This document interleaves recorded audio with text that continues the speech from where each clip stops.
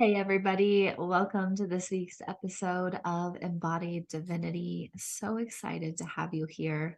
We just wrapped up the chakra series. There is a new teaching episode every Monday. And it was really incredible to move through each chakra with you to help you understand how to move through that journey of self awareness and self healing that allows you to land in higher consciousness. So, before we get into today's teaching, just a few updates. Number one, remember every Monday is a new teaching that you can dive deeper into spirituality, where I will give you tools, insights, and skills to be able to heal yourself and move through a journey to higher consciousness. Every Wednesday, I have a beautiful guest speaker bringing their gifts, talents, and messages to the platform. And every Friday is a guided meditation to help you sink deep into yourself and connect with the higher self that is always within you. And last but not least, my doors are open for the Embodied Divinity Mentorship, 6 months of one-on-one work with me, where we meet weekly in a one-on-one session. You also get Voxer support and energy healings. This is the way you want to work with me if you are ready to really fast track your way into embodied living, where there's deep, intimate, one-on-one support. I hold your hand every step of the way as you remember all of who you truly are. It's about awakening and coming home to yourself. And it's a really powerful program. It's one of my favorite ways to work with people. And don't forget, you can get the Inner Child Oracle cards with the link in my bio. So, as we get into today's teaching, I want today to talk about not only recapping the 7 chakras and why we moved through them, but to help you understand why self healing, coming into alignment, and living from a higher state of consciousness is so important. So, we journeyed through the different chakras the last 7 weeks. I explained how every energy center, every chakra was collecting information on the external world, and you were then interpreting it through your personality and ego and then projecting it onto the world around you. And it's through this way that we see our reality. It's the way that we respond to circumstances, we show up in relationships, we even it even affects the way you show up in your personal health, your personal power, the way you love yourself, the way you're at peace and at one with all around you. It's through moving through these different energy centers and really fine tuning and clearing and cleaning them out of every outside belief, expectation, attachment, and judgment that does not belong to you and is not in alignment with your highest self. It's a deepening into a sense of self-awareness, that all of the power comes back to you, that you're no longer swayed by what's going on outside of you, because you can turn within to that inner peace. You know that happiness, joy, pleasure, the ability to cultivate good feeling thoughts and high vibrational energy comes from within. And a lot of people I've noticed and talked to lately, we collectively went through this void where we were going through these up levels as a collective. There was a lot of departing from relationships, a lot of health scares, a lot of things that really rocked people's world. And since then, a lot of people have come to the understanding that they were healed, not that we can ever be fully healed, right? But what they're understanding now is that it wasn't that they were necessarily fully healed, but they had isolated themselves from everything around them. And so it was very easy not to get triggered. It was very easy not to be activated. It was very easy to feel deep inner peace because they were in this cocoon of sorts. And now, as people are getting braver and going out into the world, they're noticing a lot more come up. And this is why this work is so important, because it allows you to go out into the world, to interact with people, with family, with relationships, with strangers, to watch TV shows, to listen to music, without going back into that lower vibrational energy, without allowing those triggers to pull you away from and out of yourself. It's a really powerful thing when you can own your energy, when you can move through the world without thinking about how others perceive you, but instead focusing on what feels true and in alignment in each and every moment. It's about honoring and owning your deeper sense of self, your highest self, and moving forward in divine will, the will of your soul in each and every moment, whether or not it's going to please others or make others uncomfortable. This is why this work is so crucial and important, so you can live authentically. Because when you are living in a way of people pleasing, of dimming your light, of not speaking your truth, of anything you might do to keep other people comfortable or not fully seeing the real you for whatever reason you might have, you aren't actually going into authentic relationships, because they can't actually unconditionally love you if they don't know and see who you are. Now, they can accept the person that you are projecting yourself to be. They can accept the perception they have of you, but that is not unconditional love.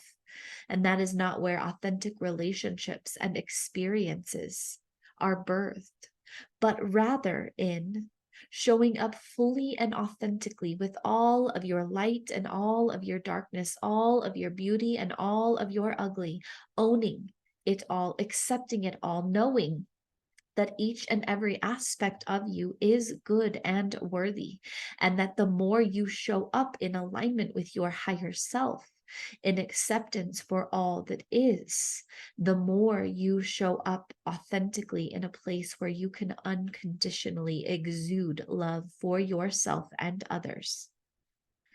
It's why this work is so important. I just got back from a family trip for my niece's wedding. We were celebrating in California, and it was really beautiful. And it was also the first time I've been immersed in my biological family environment for quite some time.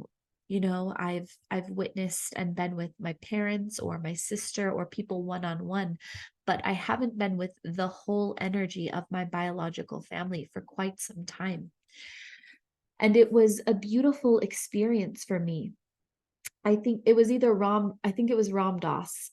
It could have been Eckhart Tolle, but I'm pretty sure it was Ram Dass who said, "You always know how much you've healed when you can go back into your family and kind of test yourself. Whenever you think you've healed, just go back and visit your family." Because what that does is it either, what they try to do, unless they've been healing right alongside you, which is very rare in this time, but what it does is they perceive you as the same old you've always been. And that perception of you starts to pull you back energetically. And it's this beautiful opportunity to discover the parts of you that are still inclined to go back into those old behaviors rather than stay in alignment with your divine will, truth, love. And it was this beautiful opportunity for me because I could feel in these ways I was starting to be pulled back. And I remember there was a moment 2 days in, when my family was perceiving me as the old me, which I love the old me, but it's no longer resonant with who I am. And I simply said, because I want you to remember the truth will always set you free. I simply said, "I understand that that's your perception of me. And I would love the opportunity for you to accept me in this present moment as I am here and now, because who I was is no longer who I am. And it makes it hard for me to feel love and acceptance with you when you don't see the me that is here now." And because I spoke that truth, what it did for me was it set me free to operate only from the here and now, from who I was in this moment right here and what right now. I didn't need to control whether or not they started to perceive me that way. I spoke my truth, and I could feel the energy resonate with them. A few of them nodded their heads in agreement, said that they agreed and could tell. And it was from that moment that I could freely, without thinking about the ways they were perceiving me or pulling me back into those old energies, continue to move forward in my authentic self. Instead of going to each and every event that my family had planned, I was able to take time outs, to take my own children to the beach, to take time outs to meditate, to read, to write, without the feeling of guilt or missing out or displeasing them. I was able to honor myself. And in fact, upon returning, two of my nieces reached out to me, letting me know how my actions and my way of being inspired them to set and create their own sense of boundaries and of beingness without the guilt or shame that is sometimes projected on them in my current family dynamic. And it was only because I had done the work so diligently over the past decade of continuously going back into my beliefs, my root chakra. What am I rooted into for my sense of security and safety and even finances? Number two, chakra two. Am I surrendered into my divine feminine, my open flow, my creative, sensual being? Am I able to own my feelings regardless of the perceptions of others? Moving to chakra three, can I stand in my power and my sovereignty? Can I move forward with my will in complete autonomy and sovereignty of knowingness of all that I am and owning that I always have a choice? Moving up to the fourth, can I operate from this frequency of love in oneness and acceptance for myself and others, moving courageously in the frequency of love for all, without trying to control or manipulate or judge, simply accepting it for what is them, for who they are. Chakra five, can I express my soul voice, my truth? Can I allow my divine truth to set me free and lead the way? Can I use my voice to speak that truth with clarity and power? Moving up to the sixth, can I see clearly, know and understand the big picture in each and every moment? And seven, can I stand in my divinity, fully embodied here and now, a divine being in a human vessel? And it was through going through that process over and over again and fine tuning my energy centers, fine tuning myself, the way that I showed up more and more in alignment with my highest self, that I was able to truly embody, even in this environment when there were so many opportunities for me to be reminded of the old ways, pulled back into the old perceptions, swayed by the energies of those deep family bonds and ties, that I was able to stand in my power, in alignment with my truth, without fear of the judgment of others, without fear of hurting or harming anyone, knowing my truth would only set me free. And it was a powerful experience. And it's why I am so passionate about this healing work, because I've seen so many clients, from single moms to hip hop artists to men who felt like they've lost their power. I have seen them all blossom in to alignment with their highest self. And what it does is it creates a deep inner peace, a knowing, an aliveness within them. They are no longer bound by the ways of the world. They know they are indeed in this world and a part of it, but not of this world. They can operate to their highest and fullest potential. They can break all of the barriers of the shoulds and the coulds and the woulds. And they can do it all without fear, because they are so in alignment with that divine part of them and fully embodied in the human experience. It's a really powerful thing.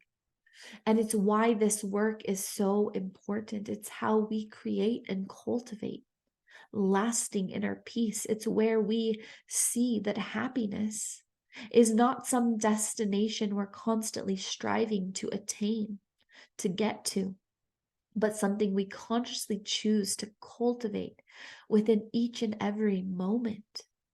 It's about owning our power by being so in tune with our highest self that we can discern energies that resonate with us and energies that feel dissonant from us.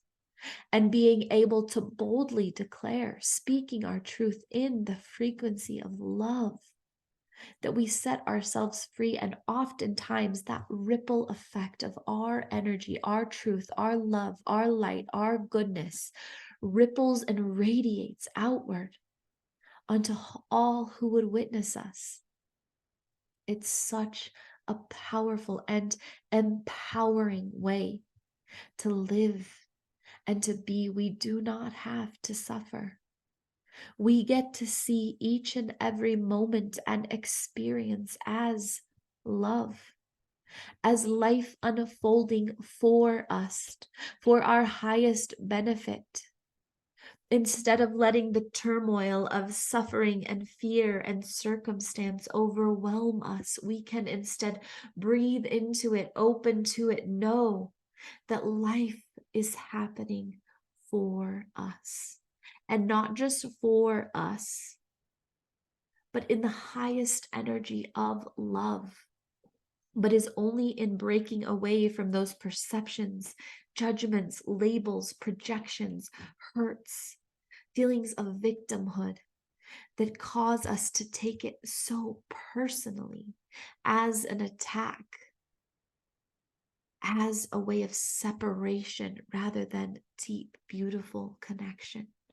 And I know it's so easy to be able to hear these words and harder to embody and live in this way. And that is why I'm so open with giving you the tools, the ways of moving through this, the ways of taking your healing into your own hands, to be able to start to question these things, open to these things, sink into deeper knowing of these things. Because it's when you can allow yourself to be immersed in the present, to be at one with what is happening rather than argue with life or try to fight the flow, that you can be free, free of space and time and finances and all human suffering. Now, when I say free of suffering, I don't necessarily mean pain or uncomfortability. That is a part of humanity, but it's the way that we respond to those circumstances that might have in the past caused suffering, and instead allow ourselves to see them in love, knowing that we can breathe into them, that we can move through them, that we can stretch our hearts open to be with them, that they actually dissolve and become alchemized in to really pleasureful, beautiful things. And I know you can do this. Whatever you might be moving through now, I know you have the ability to transform it. And I'm right here guiding you along the way, whether you simply listen here and partake of all of my free resources, whether you choose to work on with me in one-on-one mentorship so that you don't have to do this alone, but you can sink into my compassion, love, and a deep, intimate connection as you move through it, or whether you use some of the other tools I provide, like the Inner Child Oracle cards or the do-it-yourself workshops. There are a plethora of ways, and even outside of me, an amazing amount of healers, coaches, mentors who are not only trauma trained, but highly in tune with their own divinity that can walk through this with you. And it's in choosing to do this work with an open and vulnerable heart and a clear mind and an ability to say, I know nothing and I believe nothing. I am simply here open to what is unfolding for me, that you will see life to begin to be a beautiful dance of ease and flow and wonder, that you can embrace life in all of its flaws and imperfections and see beauty and grace. And it's one of my greatest hopes and desires for you. I see your divine potential. I feel your divine will. I know your love, and I see you standing there shining. I can't wait to journey with you on our next series starting next Monday. Until then, breathe deep, plan on miracles, and enjoy.